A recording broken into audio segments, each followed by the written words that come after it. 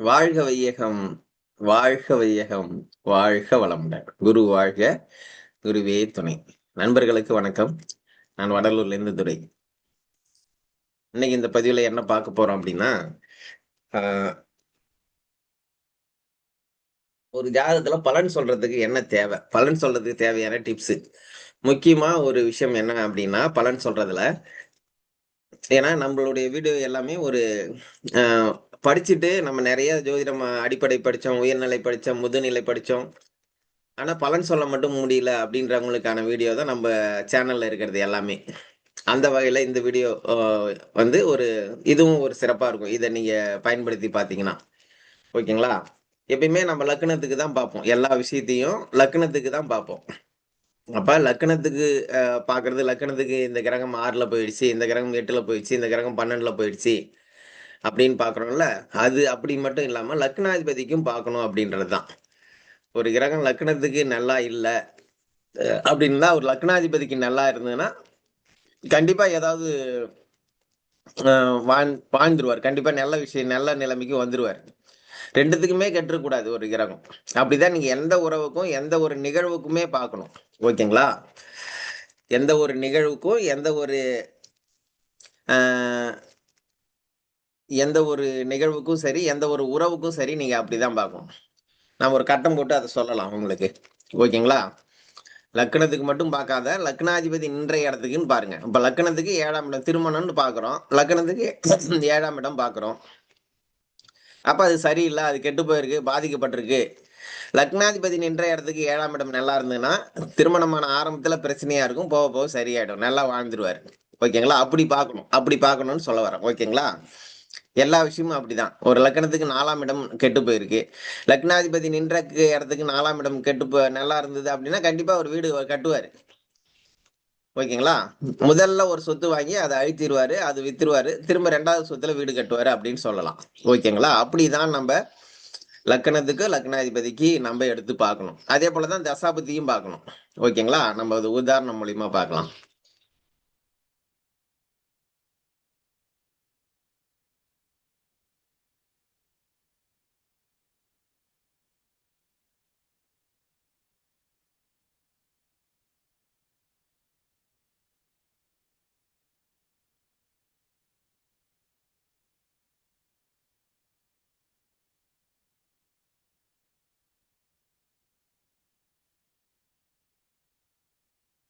இப்ப இந்த கட்டத்த பாருங்க. இருங்க ஒரு நிமிஷம். ஓகே.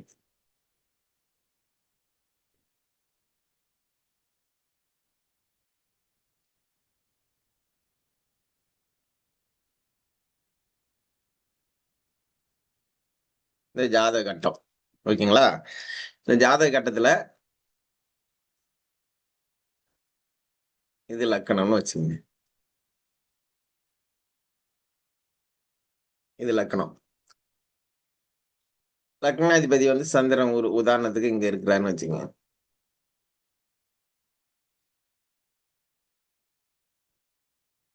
சந்திரன் வந்து ஆ ஆ இதுல இருக்கிறார். பின்னாடி 12ல இருக்கிறார்.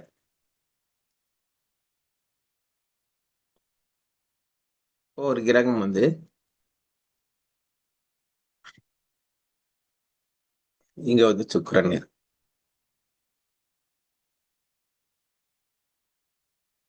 இங்க சுக்கிரன் இருக்கு. ஓகேங்களா? லக்கணம் கடக லக்கணம் போட்டிருக்கேன். ஆ லக்னாதிபதி சந்திரன் 12ல மறைஞ்சிட்டாரு. அப்ப லக்னாதிபதி மறைஞ்சிட்டாரு அப்படின்னு மட்டும் எடுக்க வேணாம். இப்ப இதுல என்ன ஒரு விஷயம்னா, சரி இது இது கூட வேணாம். இப்ப அடுத்ததா சொல்றேன் இத. லக்னாதிபதி சந்திரன். ம். சரி இங்க போட்டு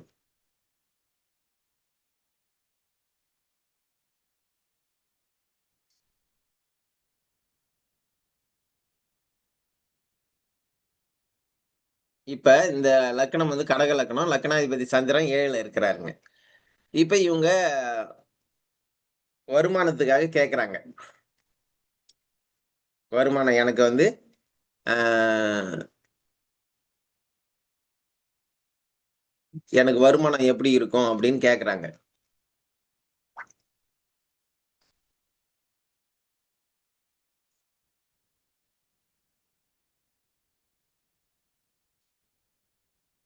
இப்ப இவங்க வருமானத்துக்காக கேட்கறாங்க. இவரு நல்லா சம்பாரிப்பாரான்னு கேட்கறாங்க. இப்ப லக்னத்துக்கு 2ல செவ்வாய் இருக்கு.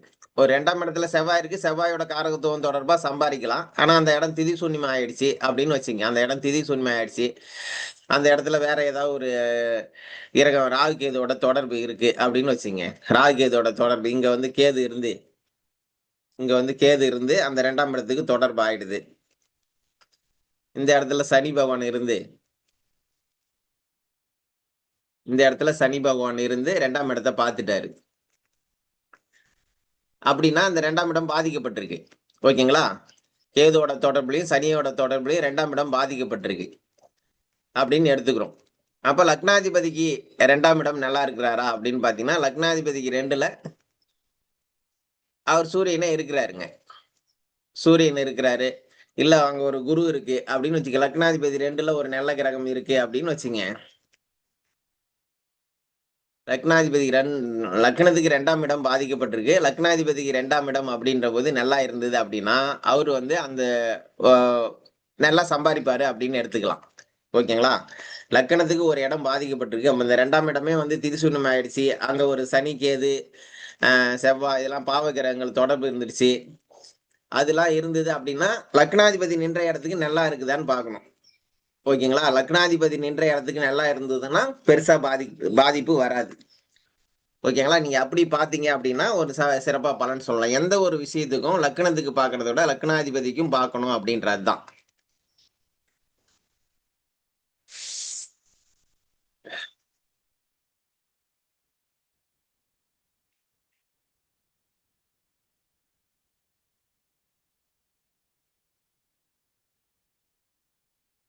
அதேபோல வேற ஒரு லக்கணம் எடுத்துக்கங்க. ஒரு துலா லக்னம். துலா லக்னம். லக்னாதிபதி அ ஒரு 5ல இருக்கிறார்.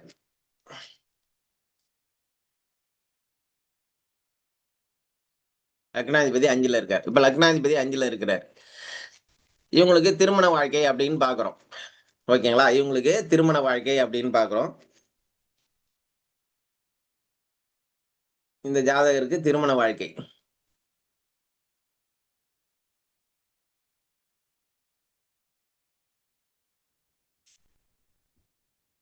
இப்ப இந்த ஜாதகத்துக்கு லக்னம் துலா லக்னம். லக்னத்துக்கு 7ஆம் இடம் பார்த்தீங்கன்னா, இந்த ஜாதகத்துக்கு திருமண வாழ்க்கைய பத்தி தான் பார்க்கிறோம் அப்படின்னா, லக்னத்துக்கு 7ஆம் இடம் அப்படின்றது செவ்வா. லக்னத்துக்கு 7ஆம் அதிபதி செவ்வாய் பாருங்க நீசமாயிடுச்சு. ஓகேங்களா? லக்னத்துக்கு 7ஆம் இடம் செவ்வாய் வந்து இங்க நீசமாயிடுச்சு. ஓகேங்களா? சரி, அப்ப திருமண வாழ்க்கை சிறப்பா இருக்காதா அப்படின்னு பார்க்கும்போது, அதுக்கப்புறம் லக்னாதிபதி நின்ற இடத்துக்கு 7ஆம் இடம் நல்லா இருக்குதான்னு பார்க்கிறோம். லக்னாதிபதி சுக்கிரன் சாரி அவ்வளவு தூரம் வராதுல்ல. அதாவது சூரியன் சுக்கிரனுக்கு 7ல வராது எப்பயும். பக்கத்துல தான் இருக்கும். லக்னாதிபதி நின்ற இடத்துக்கு 7ஆம் இடம் நல்லா இருக்குதான்னு பார்க்கிறோம். ஏதாவது ஆர்வ கோளாறுல அப்படிதான் அடிக்கடி ஏதாவது செஞ்சிடறேன்.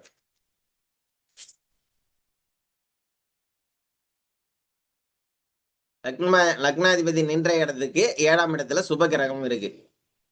ஓகேங்களா? லக்னாதிபதி நின்ற இடத்துக்கு 7ஆம் இடத்துல சுப கிரகம் இருக்கிறதால, இவங்க ஓரளவு வந்து இவருக்கு திருமணத்துக்கான சூரியனும் நல்லா இருக்குன்னு வச்சுக்கங்களேன். இவங்க ஜாதகத்துல சூரியன் வந்து லக்னாதிபதி கூடயே இங்க இருக்கிறாரு. இந்த இடத்துல இருக்கிறாருன்னு வச்சுக்கங்க சூரியன். சூரியனும் இந்த இடத்துல இருக்கிறாரு அப்படின்னும்போது,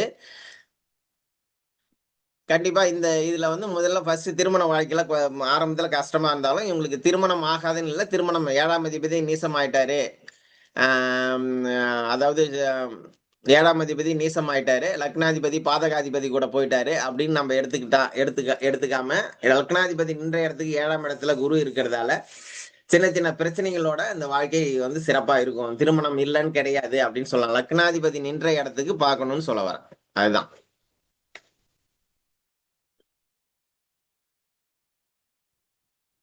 இப்ப சனி பகவான் உதாரணத்துக்கு இங்க இருக்கிறாருன்னு வச்சுங்க. சனி பகவான். இவங்க வீடு கட்டலாமான்னு கேக்குறாங்க.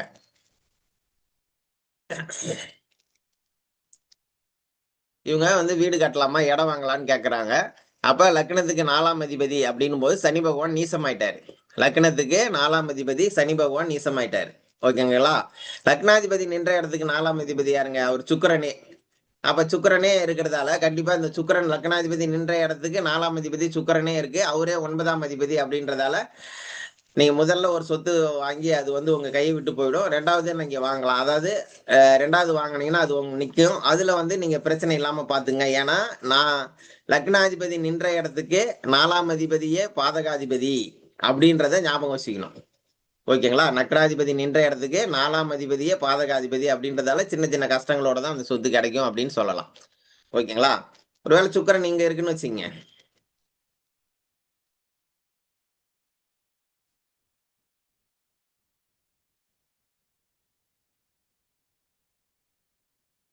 இது லக்னம். சுக்கிரன் இருக்கு.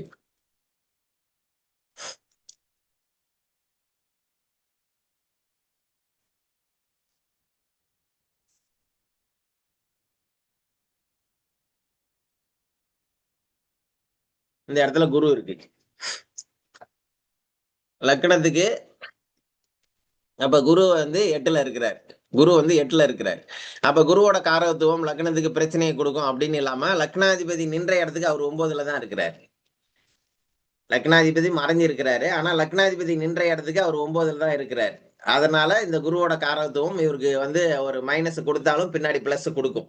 அதனால எந்த விஷயத்த பார்த்தாலும் லக்னத்துக்கு இல்லாம லக்னாதிபதி நின்ற இடத்துக்கும் பாருங்க அப்படின்னு தான் சொல்றோம். ஓகேங்களா?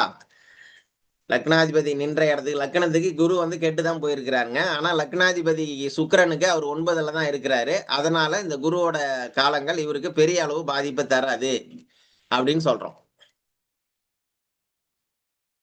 அது காரகத்துவம் அவர் எந்த பாவ ஆதிபத்தியமோ அது சார்ந்த செயல்கள் செய்ய போறாரு. இதுல நம்ம சொல்ல வர்றது என்னன்னா, லக்னத்துக்கு ஒரு கிரகம் கெட்டு போயிருக்கு. லக்னாதிபதிக்கு நல்லா இருக்கிறாருன்னா, அவரு அப்ப ஆரம்பத்துல அந்த விஷயத்த அனுபவிக்க முடியலனாலும் பின்னாடி அனுபவிப்பாரு. லக்னத்துக்கு நல்லா இருக்கு. லக்னத்துக்கு நல்லா இருக்கு. சாரி லக்னத்துக்கு கெட்டு போயிருக்கு. லக்னத்துக்கு நல்லா இருக்கு. லக்னாதிபதிக்கு கெட்டு போயிருக்குன்னா, ஆரம்பத்துல நல்லா அனுபவிக்கிற போல, கிடைக்கிற போல கிடைக்கும். அது வந்து பின்னாடி பிரச்சனையா இருக்கும். பின்னாடி அத சிறப்பா அனுபவிக்க முடியாது. அத இவருடைய சிந்தனையால சிறப்பா கொண்டு போக மாட்டாரு. அப்படி எடுத்துக்கலாம். ஓகேங்களா?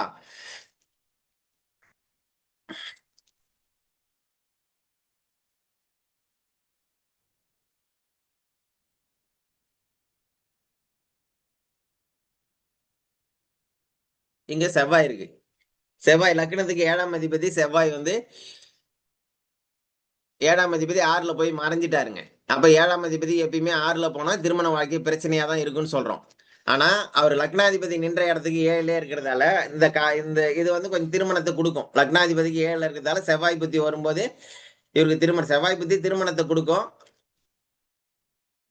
அதே இது வந்து லக்னாதிபதிக்கும் 7ல இருக்கிறதால செவ்வாய் புத்தி திருமணத்த குடுக்கும். சின்ன சின்ன பிரச்சனைகளோட இருக்கும். உதாரணத்துக்கு செவ்வாய் போடாத அந்த இடத்துல குரு போடும்னு வச்சுக்கங்க.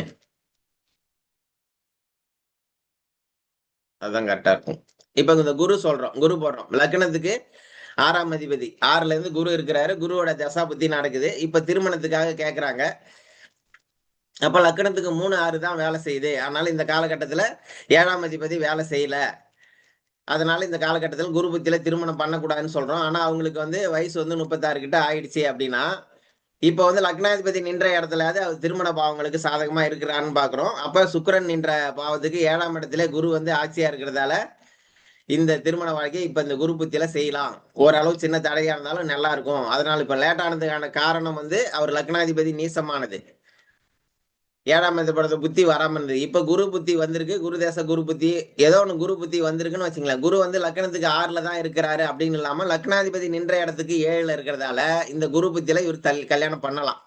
கொஞ்சம் சண்டை சச்சரவோட இருக்கும். அது பிரச்சனைய அனுசரிச்சு தான் போகணுங்க. இப்படி எடுத்துக்கலாம். தசா புத்தியும் நீங்க இப்படி பார்க்கறது நல்லா இருக்கும்னு சொல்ல வரேன் நானு.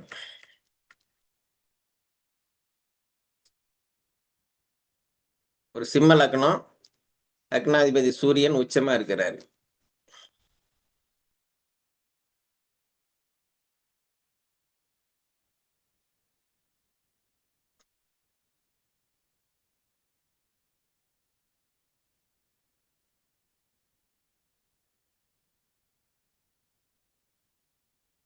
இந்த இடத்துல சனி பகவான் இருக்கிறார்.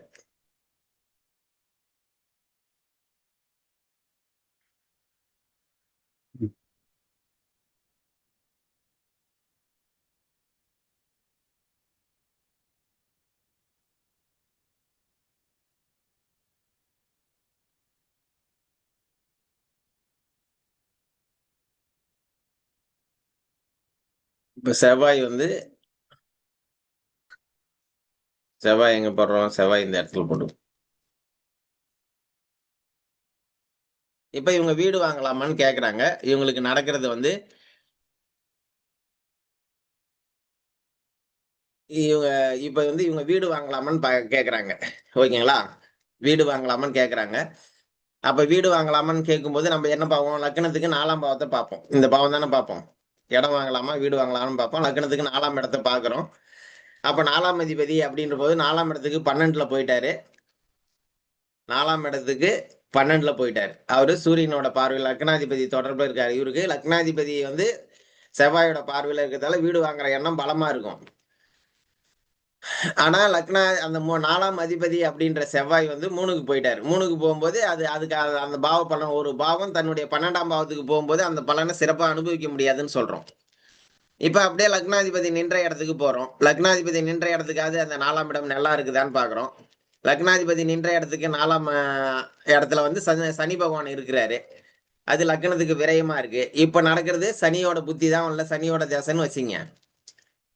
அப்ப சனி பகவான் லக்னத்துக்கு விரயத்துல இருக்கிறாரு. அது சூரியன் லக்னாதிபதி நின்ற இடத்துக்கு 4ல இருக்கிறாரு. லக்னாதிபதி நின்ற இடத்துக்கு 4ஆம் அதிபதியும் உச்சமா இருக்கிறாரு. அதனால இவங்களுக்கு வீடு வாங்குற யோகம் இருக்கு. முதல்ல ஒரு பாதிப்பு இருந்தாலும் லக்னாதிபதி நின்ற இடத்துக்கு 4ஆம் இடம் அப்படின்றது உச்சமா இருக்கிறதால அவருக்கு வந்து வீடு வாங்குற யோகம் இருக்கு. அதுல வந்து 4ஆம் இடத்துல சனி பகவான் இருக்கிறதாலையும் சனி பகவான் இருக்கிறதால ஒரு பழைய வீடா வாங்கலாம். பழசா பார்த்து வாங்குறது சிறப்பா இருக்கும். லக்னத்துக்கு 6ஆம் அதிபதியா அவர் இருக்கிறதால லக்னத்துக்கு 6ஆம் அதிபதியா அந்த சனி பகவான் இருக்கிறதால கடன் வாங்கி தான் வாங்குறதுக்கான அமைப்பு இல்ல வீடு வாங்கலாம் அவங்களுக்கு கடன் ஆயிடும் அப்படின்னு சொல்லணும். ஓகேங்களா? லக்னத்துக்கு மட்டும் கெட்டு போயிருக்கு அந்த கிரகம் இல்லாம லக்னாதிபதிக்கு நல்ல இடத்துல அந்த பாவம் இருந்தது. அதனுடைய தசாபுத்தி காலங்கள் இப்ப இவங்களுக்கு சந்திர புத்தியோ இல்ல சனி புத்தியோ நடந்தது அப்படின்னா இவங்களுக்கு வீடு வாங்கலாம். அப்ப சந்திரன் புத்தி நடக்கும்போது இவர் வீடு வாங்கினார்னா பெருசா கடன் இருக்காது. சம்பாரிச்ச காசுல தொழில் செஞ்ச காசுல வாங்குவாரு. லக்னத்துக்கு 10ஆம் இடத்துல இருக்கிறாரு. அதனால வந்து பெருசா பாதிக்காது. ஆனா சனி புத்தியில வாங்கினார்னா அது கடனோட இருக்கும் அப்படின்றதுதான். ஓகேங்களா? அப்ப இவரு ஒரு சாரம் வாங்கியிருக்கிறாரு. இது இந்த இந்த இடத்துல வந்து இவரு வந்து செவ்வாய் சாரமே வாங்கியிருக்காரு அப்படின்னா, அது இன்னும் கொஞ்சம் சிறப்பு தான். கடன் இல்லாம கடனோட வாங்குவாரு அப்படின்னு சொல்லலாம். ஓகேங்களா? ஏதாவது புரியலன்னா எனக்கு மெசேஜ் பண்ணுங்க. நான் அதுல உங்களுக்கு ரிப்ளை பண்றேன். இல்ல கால் பண்ணி கூட கேட்டா கூட நான் சொல்லுவேன். நான் சொல்ல வர்றது, நான் போடுற வீடியோ உங்களுக்கு புரியணும் அப்படின்றது தான். ஒரு லக்கணத்துக்கு மட்டும் பார்க்காம, ஒரு தசாபுத்தி நடக்குது. இப்ப செவ்வாய் புத்தி நடக்குது. செவ்வாய் திசை நடக்குதுங்க. சாரி.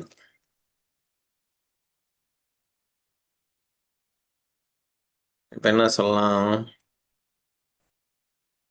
இப்ப ஒரு திசையே நடக்குதுன்னு வச்சுக்கங்களேன். ஒரு சனி திசை. இப்ப வந்து ஒரு இது வேணாம். லக்னம் இது. இங்க ஒரு குரு திசை நடக்குது. குரு திசை நடக்குதுன்னு வச்சுங்களேன்.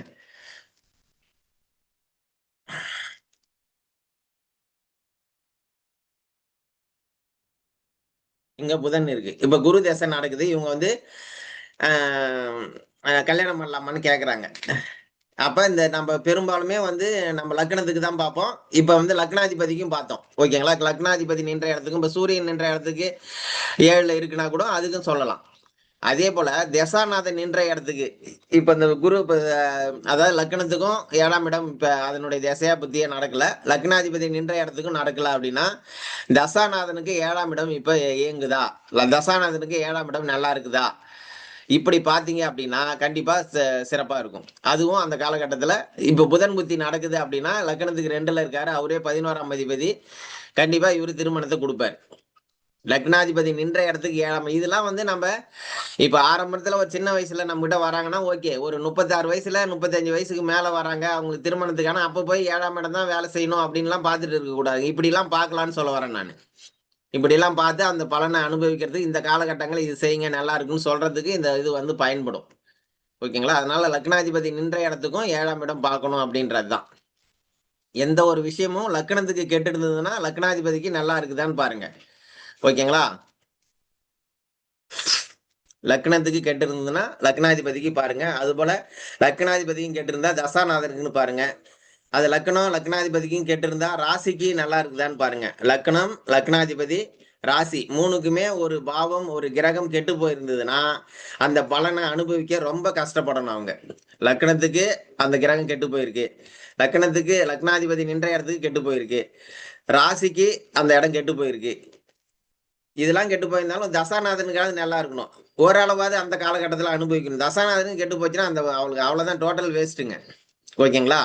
இப்ப கெட்டு போயிருக்குதுன்னா என்ன அப்படின்னா அந்த பாவம் வந்து நம்ம சாதாரணமா சனி கேது இருந்ததுன்னா, சனி கேது இருந்தது பாவகிரகங்களுடைய தொடர்பு இருந்ததுன்னா அந்த கிரகம் அந்த பாவம் கெட்டு போச்சுங்க. அது ஒரு பாதகாதிபதி அங்க இருக்கிறாருன்னா அந்த பாவம் பாதிக்கப்படும். திதி சூன்யமா இருக்குன்னா பாதிக்கப்படும். இதெல்லாம் எக்ஸ்ட்ரா எடுத்துக்கலாம் அப்படியே. சனி கேதோட தொடர்பு முதன்மையான தொடர்பா இருக்கு. சனி செவ்வாய் கேதுலாம் ஒரு பாவத்துக்கு தொடர்பு இருந்ததுன்னா அந்த பாவம் வந்து பலனை அனுபவிக்கிறதுக்கு ரொம்ப கஷ்டப்படணும். ஓகேங்களா? அப்படி நீங்க ஒவ்வொரு பாவத்தையும் லக்னத்துக்கு மட்டும் பார்க்காம லக்னாதிபதி நின்ற இடத்துக்கு பாருங்க. அடுத்ததா அதுவும் கெட்டு போச்சுன்னா ராசிக்கு பாருங்க. அதுவும் இல்லைன்னா தசாநாதன் நின்ற இடத்துக்கு ஒரு வருட கிரகமா ஒரு வருட கிரகத்தோட திசையா இருந்ததுன்னா அதுக்கு எடுத்து அந்த பாவத்தை பாருங்க. ஒரு வீடு கட்டுறதுன்னா 4ஆம் பாவம், திருமணம்னா 7ஆம் பாவம், குழந்தை பேருனா 5ஆம் பாவம். இப்படி பாருங்க, சிறப்பான பலன்னு சொல்லலாம். ரொம்ப ஜோதிடம் எளிமை. எப்படி வேணாலும் நம்ம பலனை சொல்லலாம். நீங்க ஒரு அப்பாவுடைய வருமானம் எப்படி இருக்கும் அப்படின்னு கேட்கறாங்கன்னு வச்சுங்களேன். அப்பாவுக்கு வருமானம் எப்படி இருக்கும்? 9ஆம் இடத்துக்கு 2 எடுங்க. 9ஆம் இடத்துக்கு 2ஆம் இடம் வந்து ஒரு சனி கேது இருக்கு, இல்ல திதி சூன்யமா ஆயிடுச்சு, பாதிக்கப்படுது அப்படின்னா 9ஆம் அதிபதி நின்ற இடத்துக்கு 2ஆம் இடம் நல்லா இருந்ததுன்னா கண்டிப்பா நல்லா சம்பாதிப்பாரு. அப்பாவால நல்ல வருமானம் இருக்கும். அது போல பாருங்க, அப்பாவோட வேலை எப்படி இருக்கும்? இல்ல நம்மளோட வேலை எப்படி இருக்கும்னா, அந்த இடத்துல லக்னத்துக்கு கெட்டு போச்சு. லக்னாதிபதி நின்ற இடத்துக்கு 6ஆம் இடம் நல்லா இருந்தது, 10ஆம் இடம் நல்லா இருந்ததுன்னா இவருக்கு வேலை தொழில்லாம் நல்லா இருக்கும். ஒரு அம்மாவுக்குடைய ஆயுள் எப்படி இருக்குன்னு பார்க்குறோம். அப்ப 4ஆம் இடத்துக்கும் அந்த லக்னத்துக்கு 4ஆம் இடத்துக்கும் அந்த இடம் கெட்டு போயி, 4ஆம் அதிபதி நின்ற இடத்துக்கும் கெட்டு போயி, சந்திரனுக்கும் கெட்டு போச்சுன்னா அம்மாவுக்கு அற்பாயுள்னு சொல்லலாம். ஓகேங்களா? இப்படி நீங்க ஒவ்வொரு விஷயத்தையும் கொஞ்சம் ஜாதகத்துல அந்தந்த பாவ அதிபதிக்கு எடுத்து பாருங்க. துல்லியமா பலனை சொல்லலாம். வெறும் லக்னத்தையே பிடிச்சிட்டு இல்லாம லக்னாதிபதி நின்ற இடம், ராசி, எந்த உறவுக்கு வேணாலும் எடுங்க, எந்த ஒரு நிகழ்வுக்கு வேணாலும் எடுங்க. வாடிக்கையாளர் பாவம், வாடிக்கையாளர் எப்படி இருப்பாங்க? வாடிக்கையாளர்ன்றது 7ஆம் பாவம்.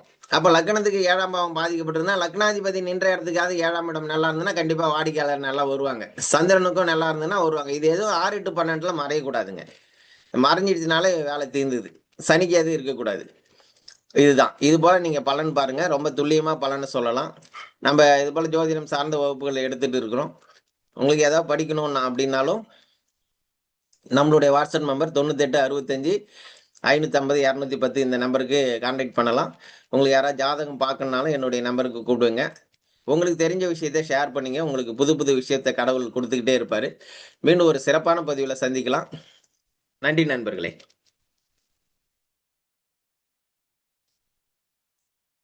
வீடியோவை லைக் பண்ணுங்க, ஷேர் பண்ணுங்க. ஏதாவது சந்தேகம் இருந்தா கீழே கமெண்ட்ல கொடுங்க. நல்லா இருந்தாலும் நல்லா இருக்குதுன்னு கொஞ்சம் எழுதுங்க. எனக்கு ஒரு உற்சாகமா இருக்கும். ஓகேங்களா? நன்றி நண்பர்களே.